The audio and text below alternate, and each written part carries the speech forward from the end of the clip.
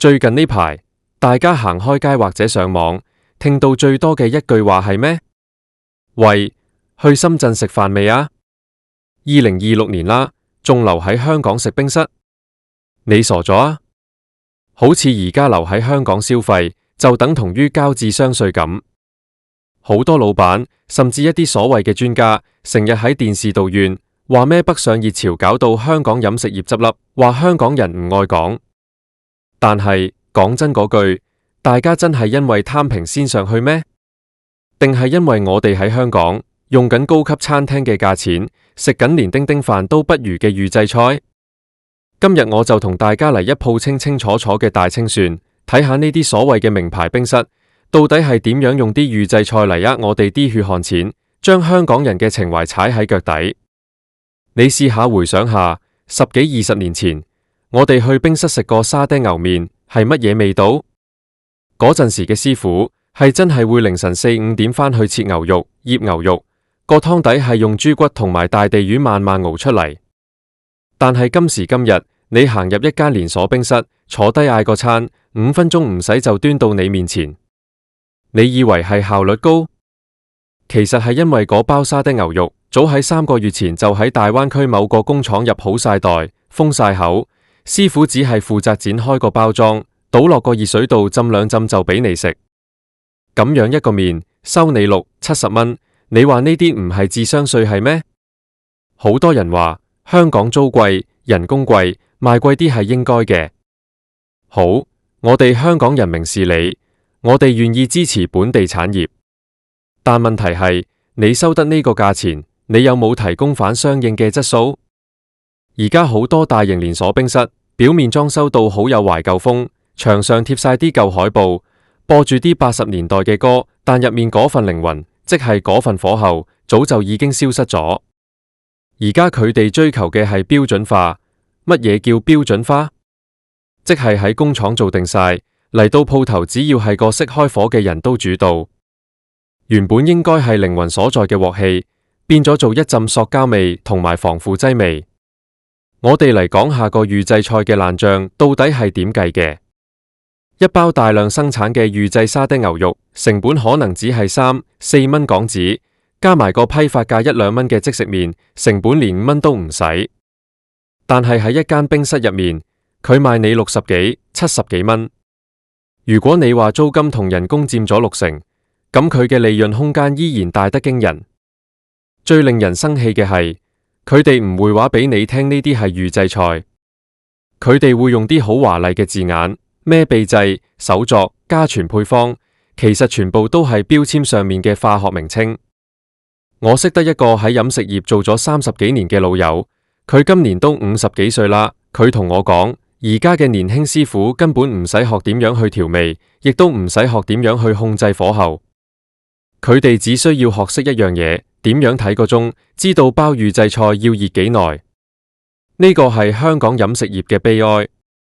你諗下，一個2026年嘅香港，我哋引以為傲嘅美食天堂，竟然變成咗一個大型嘅微波爐加熱中心。啲人成日話北上消費係因為平，其實唔完全係。你去深圳、廣州一啲有心做嘅餐廳，人哋起碼係即叫即炒，肉有肉味，菜有菜味。人哋係將你當成一個客人去招待，而香港好多冰室係將你當成一部提款機。講到呢度，可能有人會話：喂，唔係間間都係咁價嘛？係，的確有啲小店仲堅持緊，但係呢啲小店而家生存得好艱難。點解？因為啲大財團用預製菜降低成本，然後瘋狂開分店，霸佔咗最好嘅鋪位。當你行街行到攰，想搵間嘢食，望嚟望去都係嗰幾間連鎖冰室。你入到去食嗰啲一模一樣淡而冇味嘅食物，俾緊幾倍於成本嘅價錢，呢個就係成個社會嘅病態。我哋再睇下啲所謂嘅招牌口多士或者蛋撻。以前啲蛋撻係鋪頭後邊個大爐先製，行過街口都聞到陣牛油香。而家呢，好多都係冰凍麵團運過嚟，甚至係熟咗之後再翻熱，個皮硬到好似石頭咁，蛋漿一啲蛋香味都冇。仲有嗰啲凍奶茶，以前係師傅用幾種茶葉混合撞茶撞出嚟嘅，而家好多係茶精加煉奶，預先沖好一大桶放喺雪櫃，你嗌嗰陣就斟一杯俾你。甚至有啲更過分，用嘅係植物奶精，對身體仲唔好。呢啲冰室老闆成日話香港人唔支持本土，係反骨。但我想問，當你用預製菜嚟呃客嘅時候，你有冇尊重過呢個本土？你有冇尊重過冰室呢兩個字代表嘅文化？冰室以前係平民大眾嘅飯堂，係一個有溫度嘅地方，而家變咗做一個冰冷嘅生產線。你賣嘅唔係食物，係包裝；你賣嘅唔係味道，係位置。我哋可以計下數，如果你一家三口，星期日去一間冰室食個午餐，加埋凍飲，加埋服務費，隨時要成300幾400蚊。呢400蚊，你食到啲咩？你食到嘅係一堆化工產品，一堆喺工廠流水線生產出嚟嘅飽腹之物。同樣嘅價錢，你如果返去深圳，你可以食到一餐好豐富，即叫即煮嘅海鮮，或者係手工粵菜。大家唔係傻嘅，錢係辛苦揾返嚟嘅，點解我要俾錢你賺，仲要俾你當我係水魚？呢個預製菜嘅風氣，唔單止摧毀咗香港人嘅胃口，更加係摧毀緊香港嘅廚師行業。而家邊度仲有後生仔肯入行做廚師？入到去唔係學切菜炒菜，係學剪包裝袋。10年之後，香港仲有冇人識得煮一碟合格嘅乾炒牛河？當老一輩嘅師傅退晒休，我哋係咪只能夠食啲由 AI 控制、由機器生產嘅所謂港式美食？2026年，呢個問題已經迫在眉睫。其實大家北上消費係一種無聲嘅抗議，係用腳投票話俾香港啲老闆聽，我哋唔係唔願意喺香港消費，我哋係唔願意俾錢去交智商稅。我哋想要飯一份有誠意嘅早餐，一碟有鑊氣嘅午餐，同一杯用心沖嘅奶茶。如果香港嘅飲食業仲係執迷不悟，仲係諗住用預製菜嚟壓低成本，賺到盡，咁北上熱潮永遠都唔會停。好多人成日話香港租金係死穴，係2026年嘅今日，租金依然係好貴。但係租金貴唔代表你可以攞啲垃圾俾客食。如果你因為租金貴而要降低食物質素，咁你呢盤生意本身就有問題。點解有啲小店雖然鋪位唔好，但依然大排長龍？因為人哋有心，佢哋知道客人嘅條脷係最誠實嘅。你用唔用預製菜？你啲牛肉係咪新鮮？人哋一啖就試得出。我哋再講返個預製菜嘅爛賬，好多老闆會話預製菜更衛生、更安全，呢個簡直係笑話。預製菜為咗可以保存得耐，入面加咗幾多防腐劑、增味劑、保鮮劑？呢啲化學嘢食落肚，長遠對身體有咩影響？我哋以前食新鮮嘢，講究嘅係營養同原汁原味，而家食預製菜，食嘅係一種生存模式。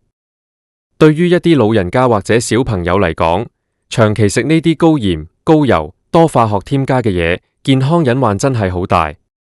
我哋一定要睇清楚呢啲連鎖冰室嘅商業模式，佢哋唔係喺度經營餐廳，佢哋係喺度玩金融。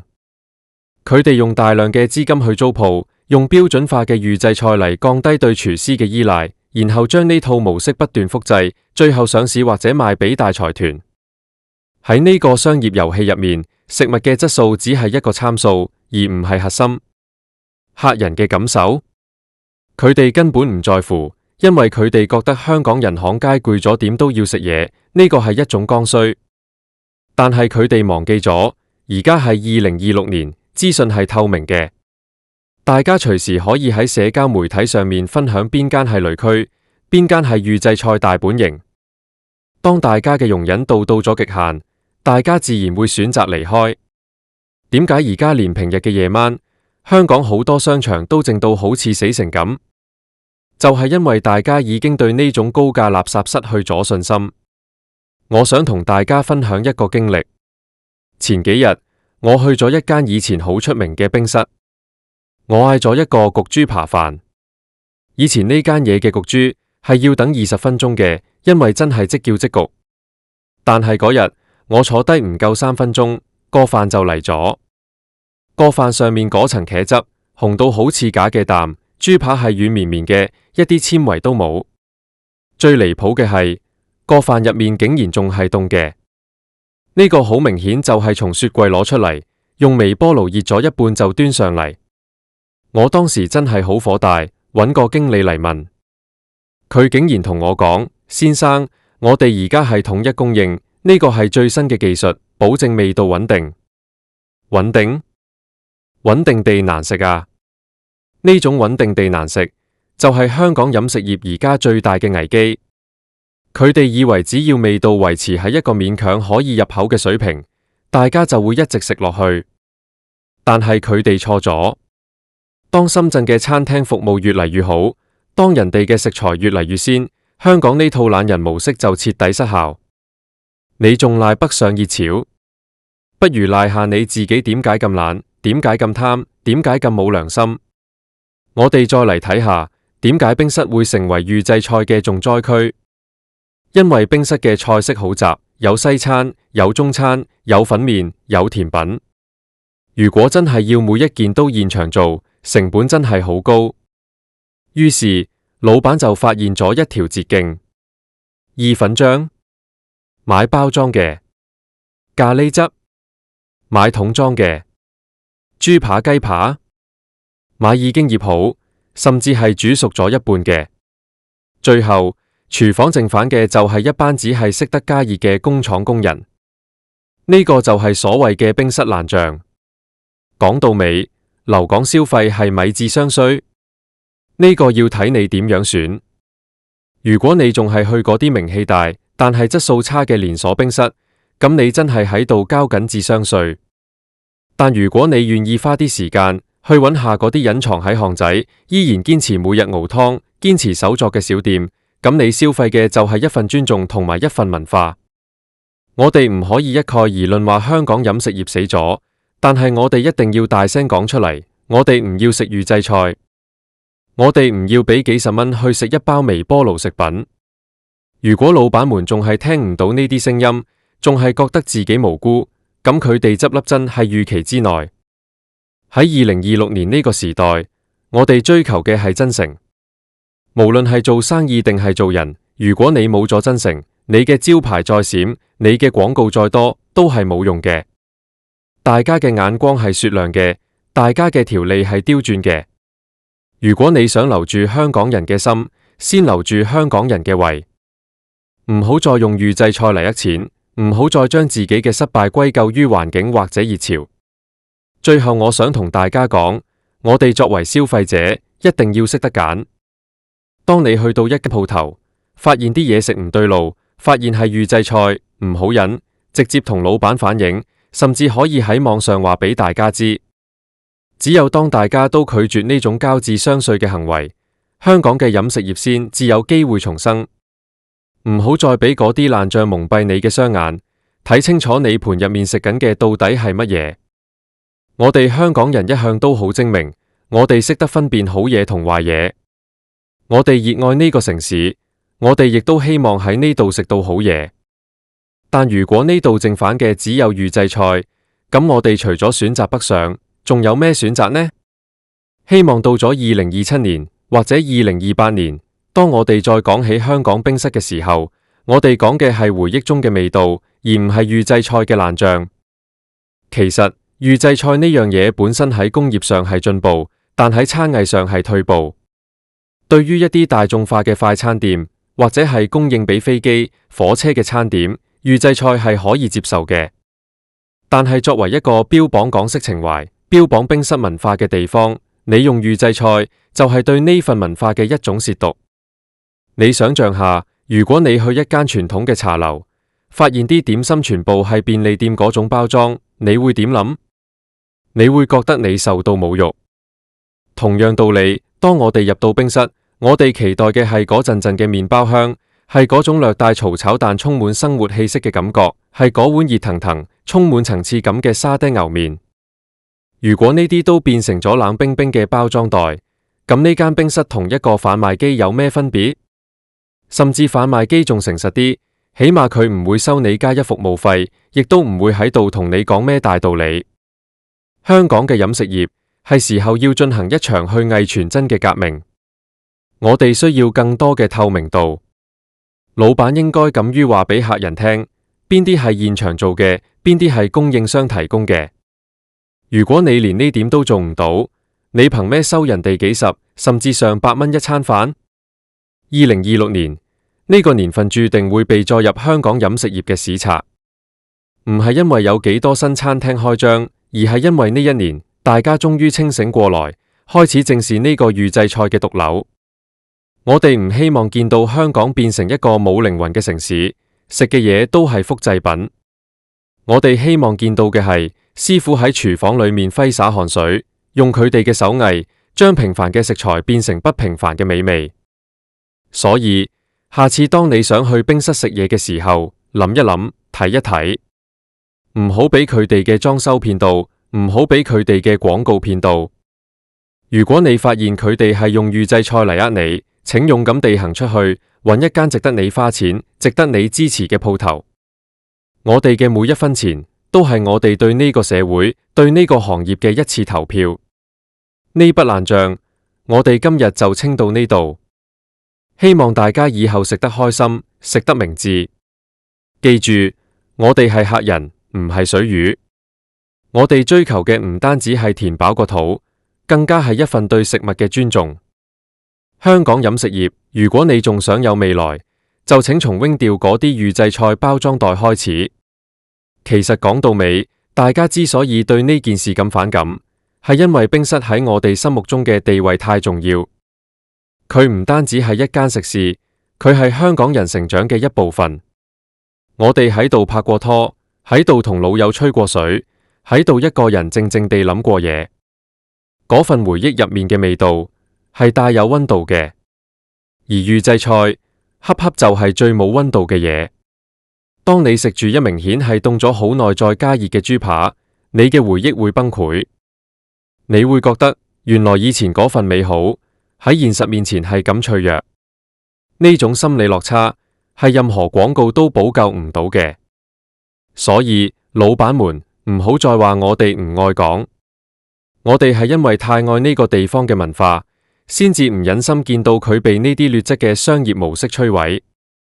如果你話我做老闆唔用預製菜我會蝕本，咁我建議你縮細規模，做好每一道菜，寧願菜單上面得5樣嘢係好食嘅，都好過有100樣垃圾。喺呢個時代，精緻同埋用心先至係唯一嘅出路。大而無當、粗製濫造嘅時代已經過去咗。我見過一啲冰室，佢哋重新揾返老師傅返嚟，重新用最傳統嘅方法去做奶茶、做蛋撻。雖然價錢貴咗少少，但係客人排隊排到街尾。點解？因為大家覺得值得，大家買嘅係嗰份消失緊嘅工匠精神。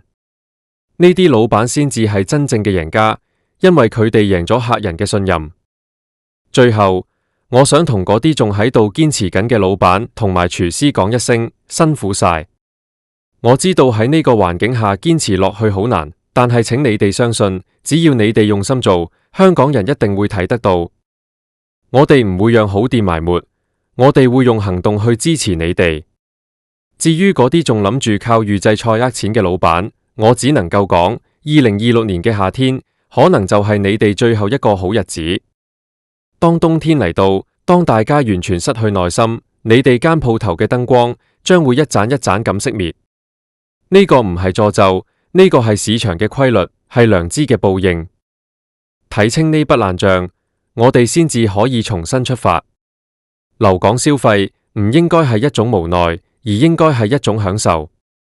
當我哋可以挺起胸膛話俾全世界聽，我哋香港嘅冰室依然係世界上最好食嘅，嗰一日先至係香港飲食業真正重生嘅日子。多謝大家今日聽我講咁多，呢啲話可能好難聽，但係全部都係肺腑之言。我唔希望見到我哋引以為傲嘅文化就淡位喺一堆包裝袋入面。我哋下次再傾，希望下次可以同大家分享一啲真正好食、真正用心嘅香港味道。大家保重，搵食要搵得聰明啲。